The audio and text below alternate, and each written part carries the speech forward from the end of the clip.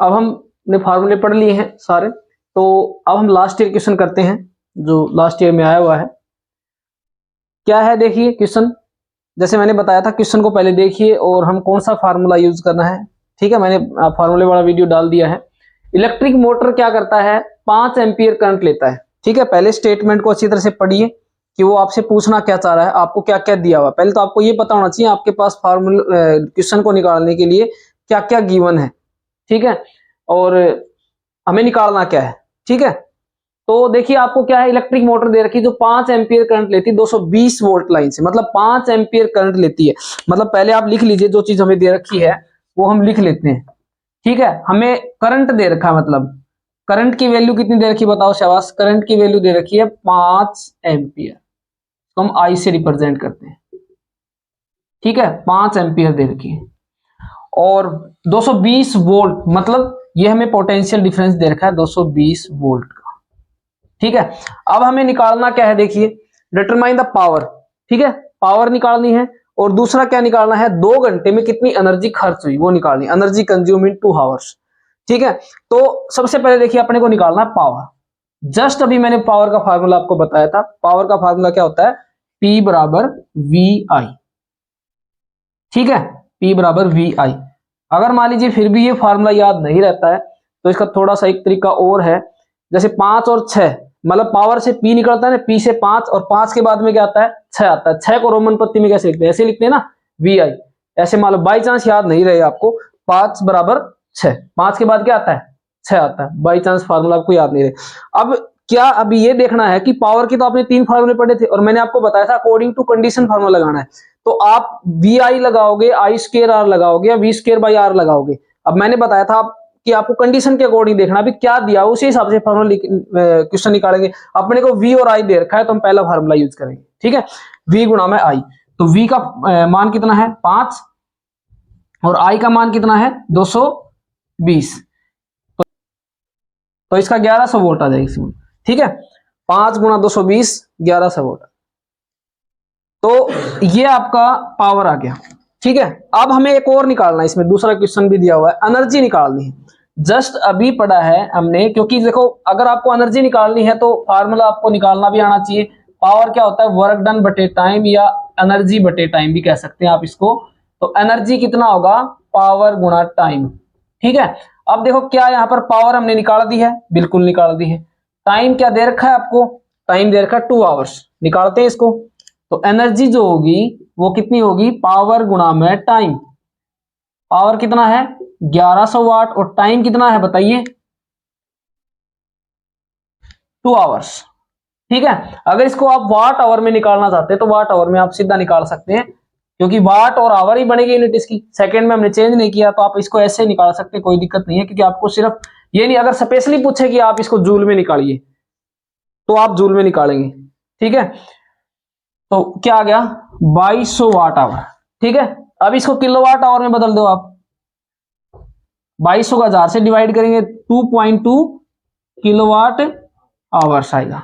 ठीक है, और अगर इसको जूल में बदलना चाह रहे हो आप तो आपको पता है 1 किलोवाट आवर में, मैंने कल भी बताया था कितने जूल होते हैं, 3.6 इंटू 10⁶ जूल। ठीक है, इसको इससे मल्टीप्लाई कर देना।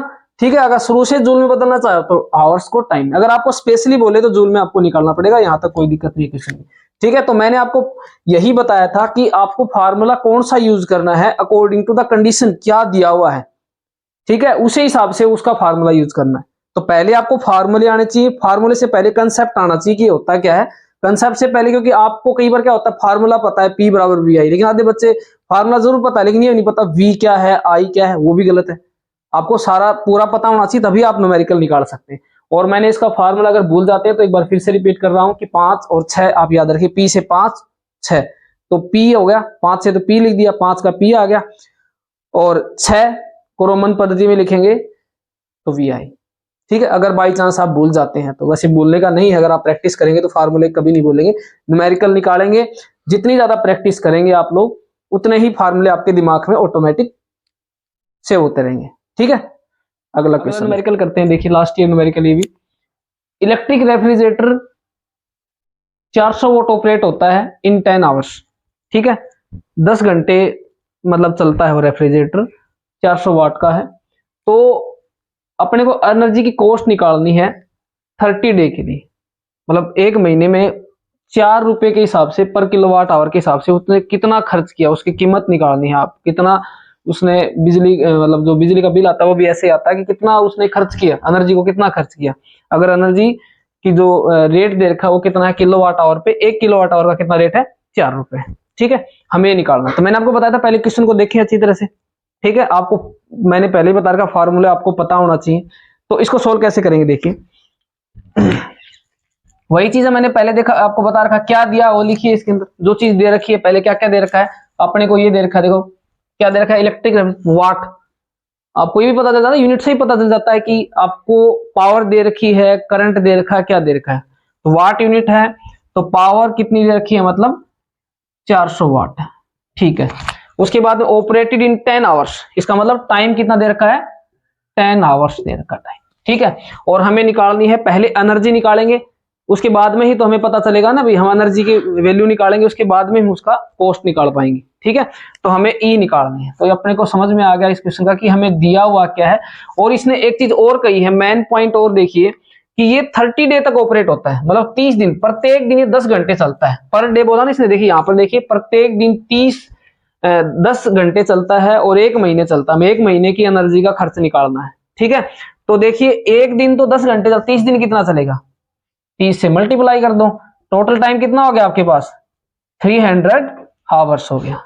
ठीक है, अब अपने पास पावर है, टाइम है। अब एनर्जी का कोई अपने पास रिलेशन है, अभी पीछे न्यूमेरिकल भी किया है हमने, पावर गुणा में टाइम।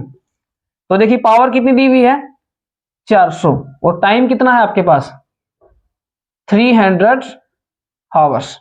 तो इसको मल्टीप्लाई करिए, ये आ गया आपके पास 1,20,000। ठीक है, 4 3 12, 4 3 12, और ये 4 0 आ गया, ऐसे गुणा कर देंगे सीधा ही। ठीक है, और ये क्या बना आपका पास, वाट आवर बना है, वाट आवर बन गया ये। ठीक है, अब ये वाट आवर बना है, लेकिन आप अब क्वेश्चन पे चलिए। अब हमने एनर्जी तो निकाल दी, लेकिन जो खर्चा दिया वो किलोवाट आवर पे दिया हुआ 4 यूनिट। इसका मतलब इसको हमें किस में बदलना पड़ेगा, किलोवाट आवर में। तो कैसे कन्वर्ट करेंगे इसको किलोवाट आवर में, इसको 1000 से डिवाइड कर देते हैं। ठीक है, किलोवाट, क्योंकि 1 किलोवाट आवर में कितने वाट होते हैं, 1 किलोवाट में कितने वाट होते हैं, 1000। ठीक है, तो इसको 1000 से डिवाइड कर देंगे हम। तो देखिए यहां पर मैं बता देता हूं को, 1000 किलोवाट। ठीक है, अब देखिए 3 से 3 जीरो कट गई। ठीक है, 3 से 3 जीरो कट गई, कितनी वैल्यू बच गई अपने पास, 120 किलोवाट आवर। ठीक है, अब देखिए ये आपकी एक महीने की एनर्जी आ गई, इतनी एनर्जी खर्च हुई 120 किलोवाट आवर, और 1 किलोवाट आवर का खर्चा 4 रुपए है, कॉस्ट 4 रुपए है। तो 120 का कितना होगा, सीधी सी बात है। तो cost of energy, total cost of energy हम निकालेंगे, वो कितनी होगी, 4 मल्टीप्लाई 120। लेकिन अब देखिए यहां पर ध्यान क्या रखना है वो आपको बताता हूं मैं, देखना एक बार।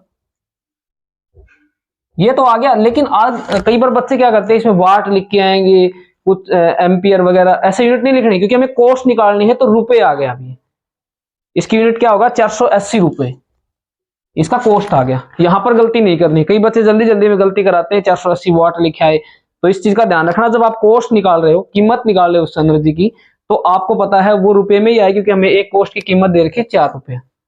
यहाँ पर कई बच्चे, छोटी छोटी गलतियां होती है एग्जाम में, ये छोटी छोटी गलतियां कई बार अपने को दिक्कत दे जाती है, जल्दी जल्दी में करके आते हैं। वैसे अगर ध्यान दे से करें तो गलती होगी नहीं, क्योंकि हमें जो चीज पूछी है, और यही तो होता है कि जब आप आंसर निकालते हैं तो आपको क्या ध्यान रखना है, जो चीज निकालनी है आपको, मान लीजिए एनर्जी निकालनी है, तो उसी की यूनिट लिख के आओ। आधे से ज्यादा बच्चे या तो यूनिट लिख के नहीं आते हैं, ये भी एक माइनर मिस्टेक होती है एग्जाम के अंदर। ठीक है, तो आपको जो चीज निकालनी है, मान लीजिए पावर निकालनी है, तो पावर की यूनिट क्या होती है, वाट। ऐसा यूनिट तो वाट ही होती है।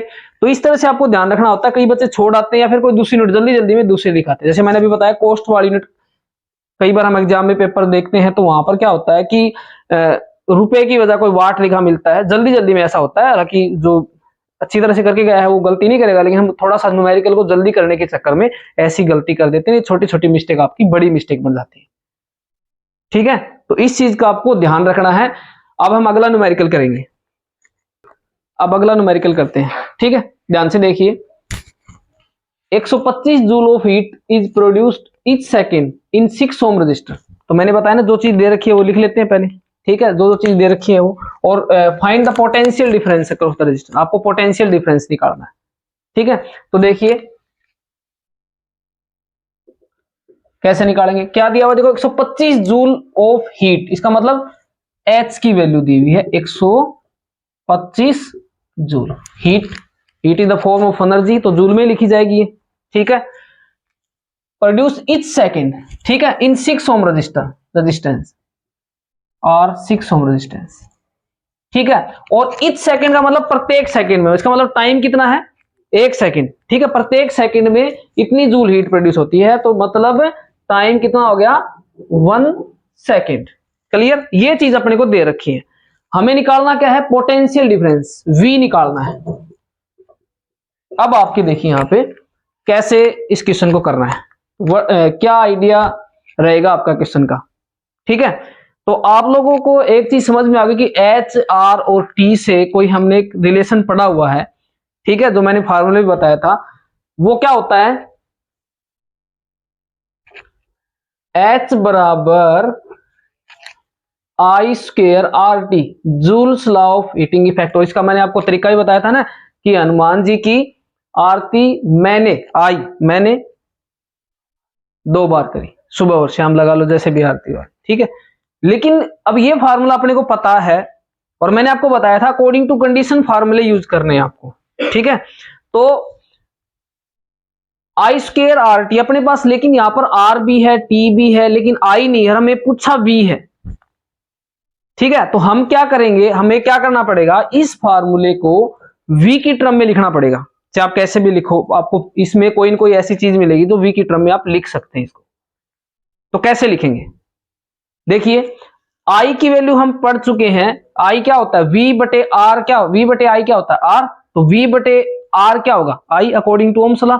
तो हम I को लिख सकते हैं V बटे R, और I का स्क्वायर है तो इसका भी क्या हो जाएगा square multiply R multiply T। इनको तो छेड़ना ही नहीं क्योंकि अपने पास वैल्यू है ही, इसको तो हमें हटाना ही नहीं है। लेकिन अपने पास I की नहीं है, और I को किसकी टर्म में लिखना है V की टर्म में। अब हम क्वेश्चन थोड़ा आसान हो गया, देखो R से R कट गया, अब फार्मूला बन गया V स्क्वायर, इस R से ये R स्क्वायर कट गया ना, तो एक R नीचे बच गया, तो V स्क्वायर डिवाइड में R इंटू में T।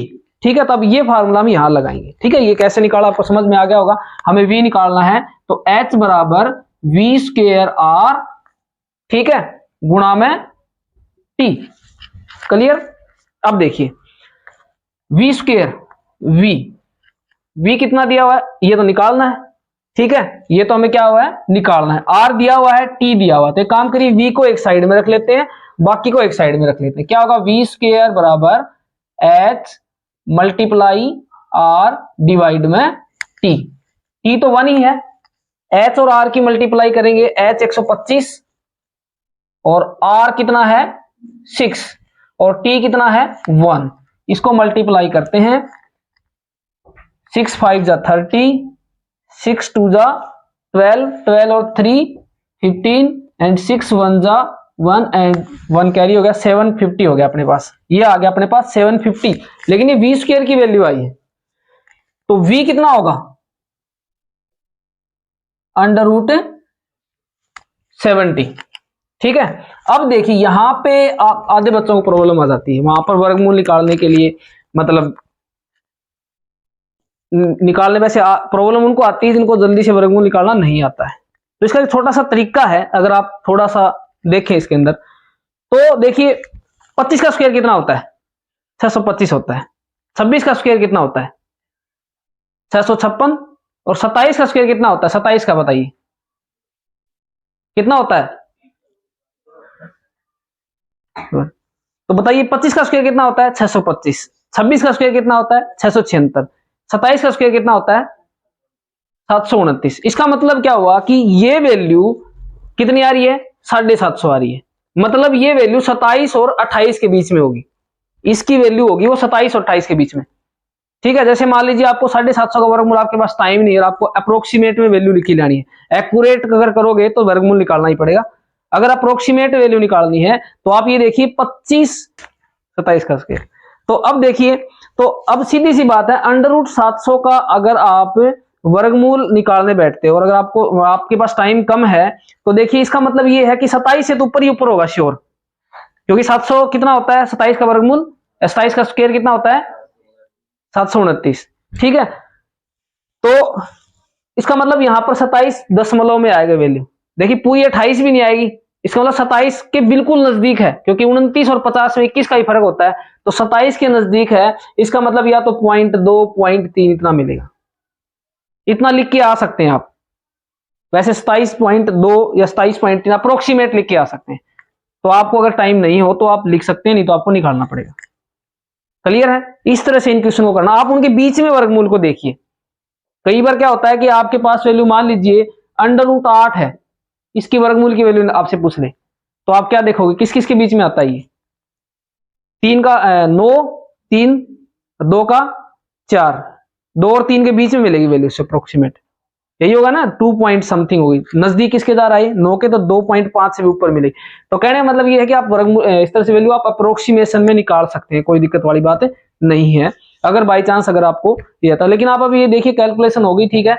अब इसका ये देखिए कि आपको क्वेश्चन आसान था ये और लास्ट ईयर क्वेश्चन था, तो इस तरह से क्वेश्चन मिलते हैं तो थोड़ा सा अगर आप देखेंगे, बस आपको according to the condition formula लगाएंगे भी, हाँ इसमें ये फार्मूला यूज होगा, क्योंकि अपने को निकालना है उसी के हिसाब से आपको फार्मूले में वैल्यू इधर से उधर रखनी पड़ेगी। ठीक है, इसमें v निकालना था, i निकालना होता, कुछ और दे रखा होता तो हम y वाला यूज कर लेते। ठीक है, ये आपका प्रेजेंस ऑफ माइंड बताएगा कि आप कौन से किस तरह से इन क्वेश्चन को करते हैं। ठीक है, अब अगला क्वेश्चन करते हैं। अगला क्वेश्चन करते हैं, लास्ट ईयर क्वेश्चन है ये भी। क्या क्वेश्चन दिया हुआ देखिए, इलेक्ट्रिक लैंप ऑफ रेजिस्टेंस 20 ओम। एक इलेक्ट्रिक लैंप है जिसका रेजिस्टेंस है 20 ohm and register of resistance, एक रजिस्टर है उसके साथ में लगाया हुआ है ऑफ रेजिस्टेंस 8 ओम का, वो उसके साथ सीरीज में कनेक्ट किया हुआ है। ठीक है, जो एड मेन पॉइंट यही है अपने पास। ठीक है, to a 8 volt battery, 8 volt battery के साथ में जोड़ रखा है, उसको हमें निकालना है, क्या निकालना है, total resistance of the circuit और इलेक्ट्रिक। दो भाग हैं इस क्वेश्चन के। ठीक है, जैसे मान लो 3 मार्क्स में आ गया तो 1.5 का ये हो गया, 1.5 का ये हो गया। ठीक है, तो अब देखिए कैसे करना है इसका सॉल्यूशन।